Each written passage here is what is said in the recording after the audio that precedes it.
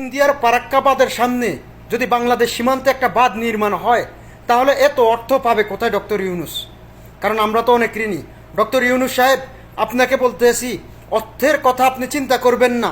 আপনি একটা অ্যাকাউন্ট খোলেন, আমরা প্রবাসীরা যা পারি ওই অ্যাকাউন্টে দেব।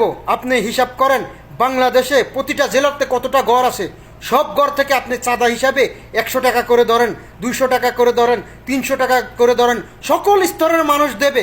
ডক্টর ইউনূস সাহেব, বাংলাদেশে যে মোবাইল কোম্পানিগুলো আছে এক সপ্তাহের মধ্যে তাদের যে পয়সাগুলো হয় ওই পয়সাগুলো আপনার আওতায় আনেন। ডক্টর ইউনূস সাহেব, আপনি যদি ডাক দেন, আপনি এখন মানুষের সরকার, জনগণের সরকার, আপনি যদি ডাক দেন যে এই কাজটা করতে হবে, এ বার্তা নির্মাণ করতে হবে, তাহলে বিশ্বাস করেন কে আওয়ামী লীগ, কে বিএনপি, কে জামাত, কে জাতীয় পার্টি, কেউ কোনো কিছু চাইবে না। অনেক মানুষ নিজে শ্রম দিবে টাকা ছাড়া, বিনা পয়সা ছাড়া। আপনি সকল মানুষকে ডাক দেন, সবাই একত্রিত হবে।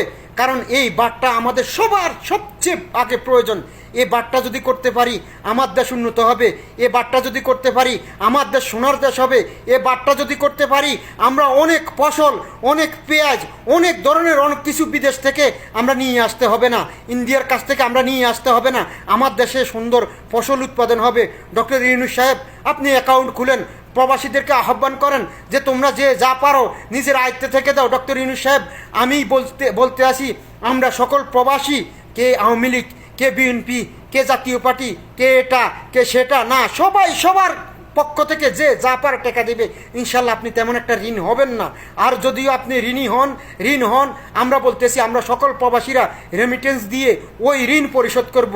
ডক্টর ইউনূস সাহেব, যদি আপনি ইন্ডিয়ার ফারাক্কাবাদের সামনে বাংলাদেশ সীমান্তে একটা বাঁধ করতে পারেন, বিশ্বাস করেন বাংলাদেশের মানুষ শূন্য অক্ষরে আপনার নামটা লিখে রাখবে।